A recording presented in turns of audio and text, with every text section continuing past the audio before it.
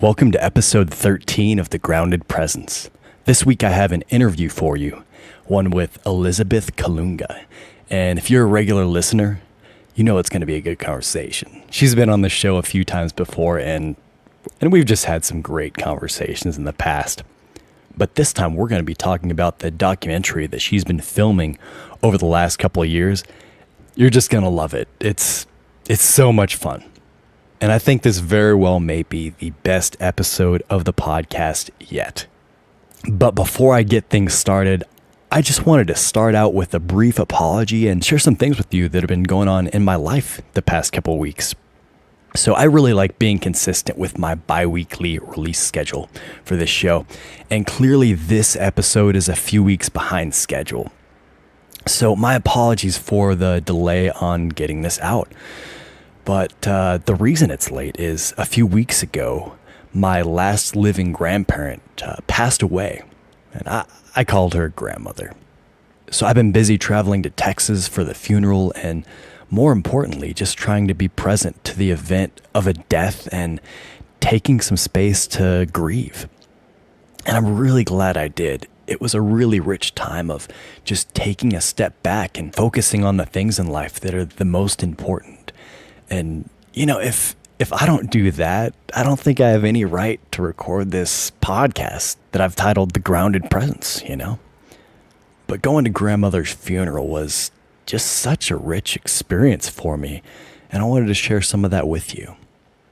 It was just great to remember her and what she meant to me. And it was just a very special space.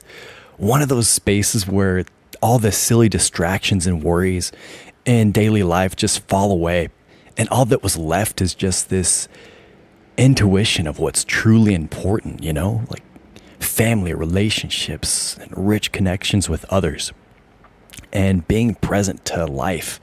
Just a very centering space.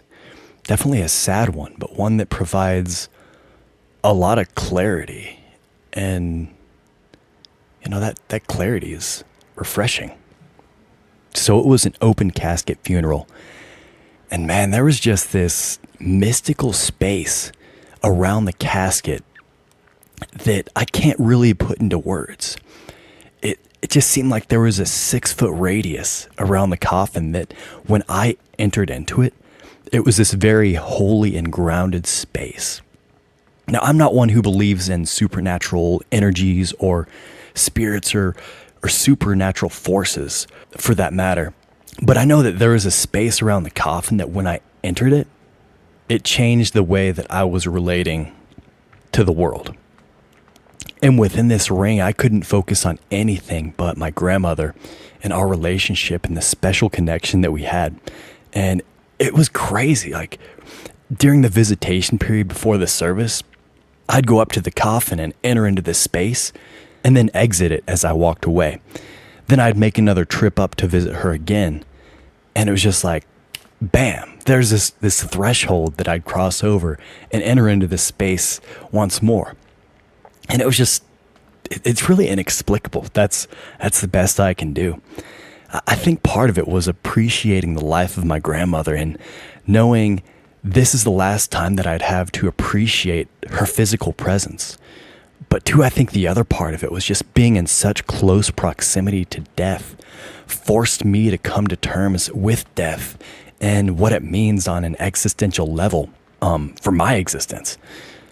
And on some level, I know that all of us have this very deep existential horror about the fact that some days our body will stop functioning and our physical existence will come to a screeching halt. But being in that circle of proximity forced me to deal with that. And it kind of brought me to this space just like, okay, this is a natural part of life. This is what's going to happen to me. And this is okay. This is necessary. This is good even. And these weren't thoughts that I was having on the rational level. But I feel like this is what was, you know, taking place in retrospect on a emotional and intuitive level.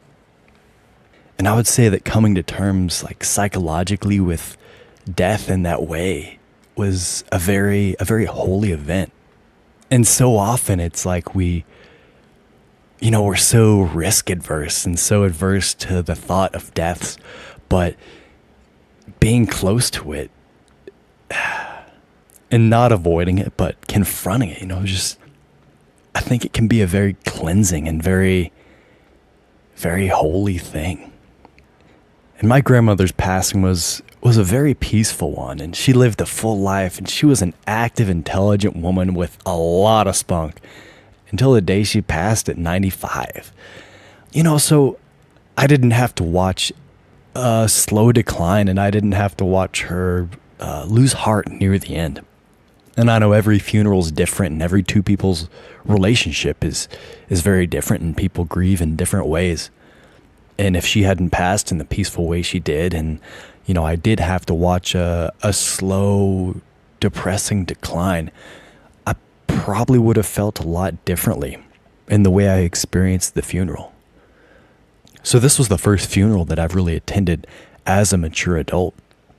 And I'm really glad that I made time to go to it, because it definitely wasn't convenient or easy or really the logical choice to go. And it was a challenge to slow life down for a few weeks and take vacation time from work and all of that to make it happen. But I'm glad I did, because thin spaces like this are just so rare, but so important. So that's where I've been the past couple of weeks, and I've taken my time. I've done what I needed to do, and I've prioritized the right things, and that feels really, really good. But I am back now, and I am jazzed to start releasing some more awesome conversations for all you out there. So that was a little bit of a soft start to episode 13, a little extra than what I had originally planned to release. But here is the official start, beginning now.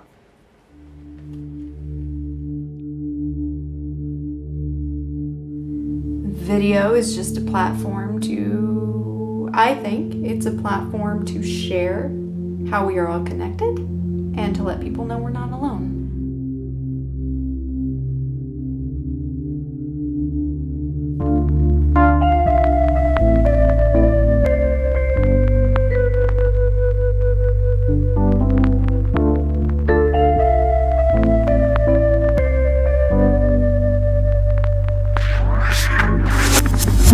Welcome to the Grounded Presence Podcast, a place for exploring authentic identity, deep community, and an ever-evolving spiritual journey. I'm your host, Daniel Powell, and I'm really excited about the conversation I get to share with you today. Elizabeth Colunga, who's joined me before on the show, is back, and this time she's talking about the film project that she's working on, which is a documentary that tells a story about a guy named Ethan who shot and killed a man in self-defense. And it's about his crazy journey through the legal system surrounding this event. And even more, it's about him trying to find healing after the traumatic experience of taking another human's life. And you're just gonna love this conversation. It's just dripping with Elizabeth's passion for telling good stories and bringing healing to people's lives. At one point in the episode, Elizabeth says, "All I ever wanted to do with filmmaking to begin with was to bring restoration to the wounded." And that really sums up the whole conversation that we have. And these are the kind of conversations that I just love to have. So that's enough with the intro. Let's get into it. Here's me and Elizabeth talking about her documentary. All right. So Elizabeth Colunga. What's up? is on the podcast once again. We've done a few episodes together before, and they've just been fantastic. We probably have like months worth of material. I think so. Or we could have easily. We definitely do a deep dive. But today is not a dive into a concept. It's a dive into the work that Elizabeth is doing, which is fantastic. Like she's filming a documentary. Thanks. Yeah. It's a lot of fun so far. I have a lot of questions, right? Okay. But you just have some fantastic vision for where this is going. And I'm really excited to watch it unfold. So you can't really say you're halfway through or something because the events are still unfolding, right? Correct. Okay. So yeah. Okay, well, let's just start simple. How many documentaries have you done? This is my first one. Oh. At least feature length. But just to clarify, just so everybody knows, I do videography as my vocation. It's also my passion. So they're synonymous in that way. So it's not just a job title. It's videography is when I come alive. It's where my creativity is really sprung out. So for work, I'm with a company that allows me to interview people, and sometimes it involves, just data, just the hard facts and info. And then some other times it's sitting down with people and listening to their story. And video is just a platform I think it's a platform to share how we are all connected and to let people know we're not alone. This is the first of hopefully many documentaries that I will make. I just first want to say I love the passion you're bringing to this documentary, right? Like, Thank you. some people make political documentaries and documentaries around causes. Yeah. And like, that's good. But I really like your heart that's like, I just want to bring these stories into the world, like bring a human story about. I'll let you talk about it. Can I describe to you, like, from its inception to where I am now? Please do. I'm sure there's stuff that it's been like beforehand that I haven't even heard. So yes. Okay. I'd love to hear Okay. that. So I guess it all started with April 2017. I met a fella. We'll call him Ethan. Ethan, I actually met at Peter Rollins was talking. He was doing an event or a weekend in a church at Colorado Springs, and Sunday he spoke, and I wanted to hear him, and it was like a free event, so I was like, okay, yeah, let's do it. I went down and saw a couple people that I knew. Afterwards, I met Ethan in the parking lot, and really just kind of started talking like any other conversation. Just started talking. He told me a story, told me where he lives, which is out in a tent, living off the land, no electricity. And this person is in his 60s. So I'm like, whoa, how did you get there? That's the story that I wanted to tell initially. So he told me about his sort of traumatic events leading up to finding healing by going into by living in the tent. So that's a story that I wanted to tell. I really just wanted to know, why do you live in a tent? And to that extent, that's how I saw the documentary unfolding. I was like, oh, okay, I can start with backstory. How was your home life? What was growing up like? Have you ever been married? He's in his 60s. Do you have kids? Cool. And then there was like a very, very small like anthill of an arc to that story. I was like, okay, cool. 10 minutes tops. Well, as I started interviewing him, more and more information surfaced. Oh, so much that I was like, wait, why and how? So I guess I can explain a little bit about how he got to the tent. Ethan shot and killed a man in self-defense, working on a job site, and he spent some time in jail. He complied over and over with the law and still found himself on probation, extended probation. And from that traumatic event of taking somebody's life, he wanted to find healing in the tent.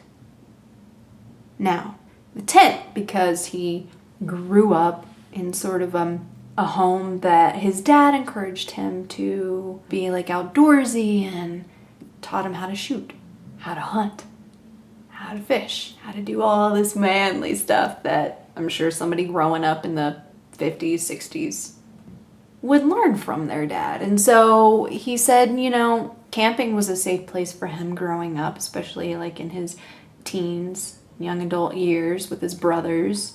And so that felt like home to him. So it makes sense why he's there now. It feels like home to him. Ethan he does construction, and he's a woodworker. So he constructed this thing from nothing.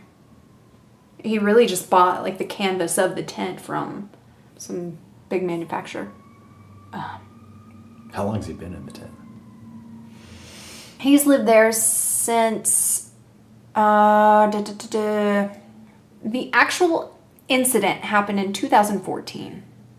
I think he's been there for about 2.5 years. Around 2 years. Something like that. So I wanted to give an opportunity not just to hear from Ethan, but also hear like, what was that process like of processing that trauma? So this is starting to transform into not just learning about your journey, but like narrative therapy. So retelling the story and finding healing from that. Like, what's the story that you're telling yourself?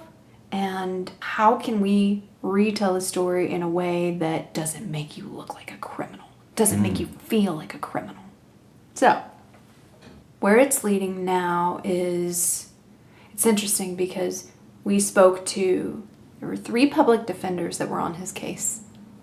And I guess you should know that, like, in the place in which the crime took place, he kind of had the odds stacked against him, Ethan. It wasn't really looking good for him. The person that he killed, I hate to use that term because it's not like it was harmful. I mean, like, it wasn't intentional. It was self-defense. So the person who he took his life, we'll call him Dan. Dan was, quote, the victim in this case. He was very well known in this city. And so Ethan kind of had the odds stacked against him. And so these 3 public defenders on this case really advocated for him. And even, yeah. Okay. And even the judge was very hard on him, on Ethan. Was this a jury case? It never went to trial. There was no jury, but Judgments were made. yes. Okay. And it wasn't in Ethan's favor. Okay.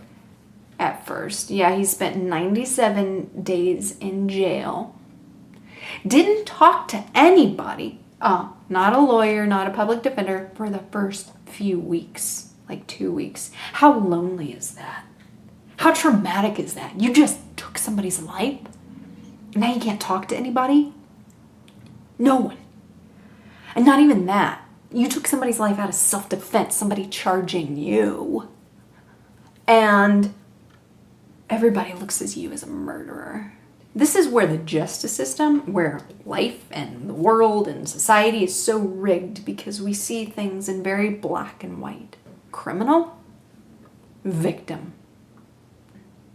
When we went to interview the 3 public defenders on this case, the lead, we'll call him Bob said exactly that. This is very binary. We asked each public defender, what would you like to see different in the justice system? And he said, well, I've actually seen this a few times, but we'll do what we call a tribal circle or sentencing circle, I guess, in Native American.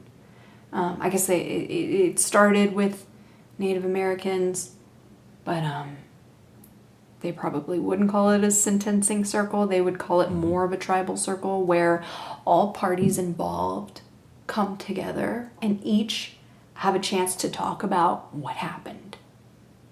And it's really a space to be completely vulnerable. And if you have rage, get it out. If you have sadness, get it out. And psychologists have noticed that there is tremendous healing from this. There are agencies that practice this. They call it restorative justice, where you almost have to like face your darkness, your enemy, your dragon. And I asked Ethan, is this something you're interested in? He says, yes, that would bring me healing. Not just that, it'll bring me healing and hopefully the other party too. That's exactly what we want to do, because we don't want this to be one-sided. We don't want this just to be Ethan's voice. We want everybody involved to have a say. Having this restorative justice tribal circle will do just that. Will invite just that. So the government's already done its thing, and the tribal circle is something that's after that whole process. Correct. Okay. Correct. Mm-hmm. Cool. Yeah. This is beautiful. Like, I've had a couple experiences like that, and yeah, some of the most healing experiences of my life, you know. It's like therapy. It's sitting down with your feelings and thoughts and bringing it to light.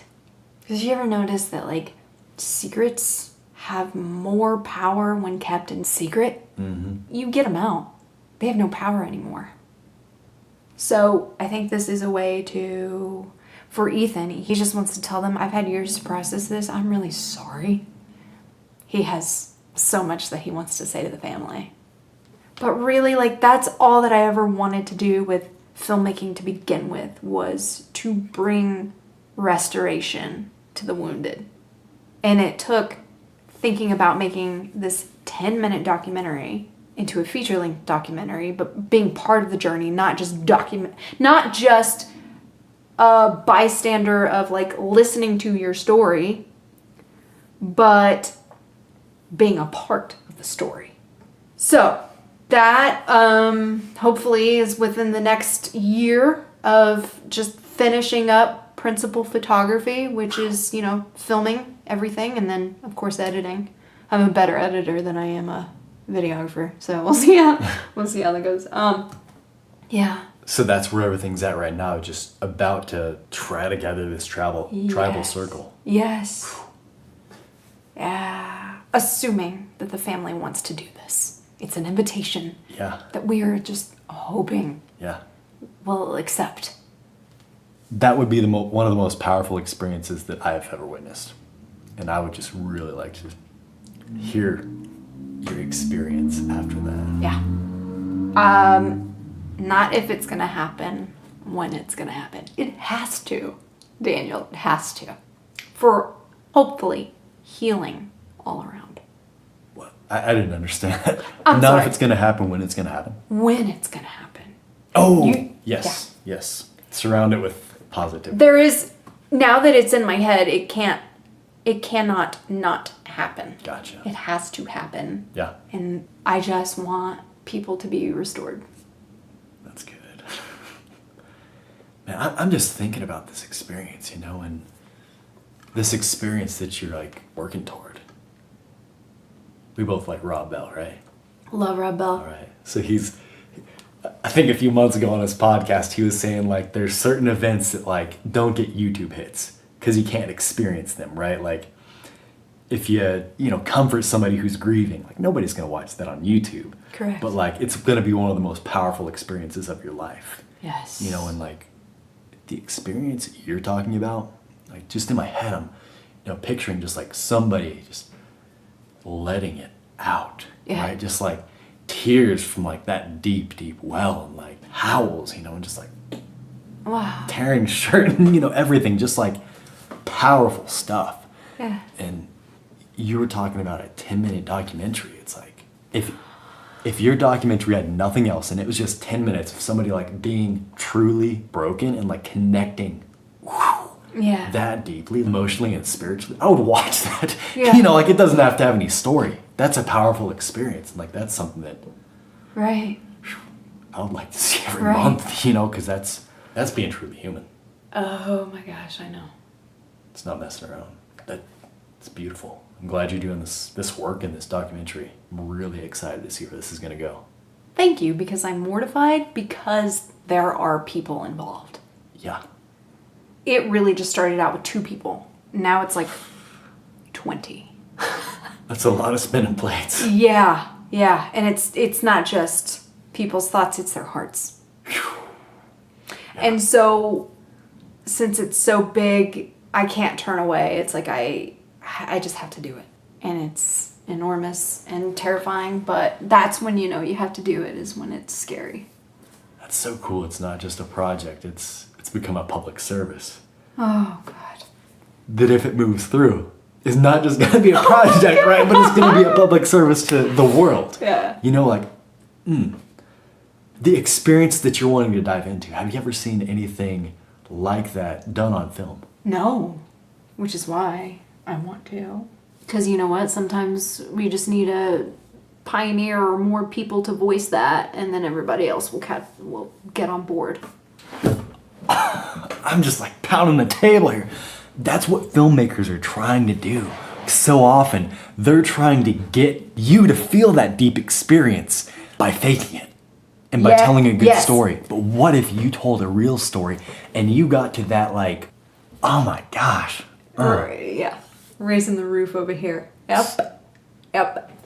Okay, so I met Ethan once. He's a beautiful human being. You meet him and you don't think that he's traumatized at all. He's very grounded, very full of wisdom and peaceful. I really don't understand what he was talking to me about. It was beautiful. I didn't fully understand. But he was talking about some Hebrew word in the Bible. Wrath, I think. Okay. He was saying that wrath, in its traditional meaning, was something that meant like to the point of bursting.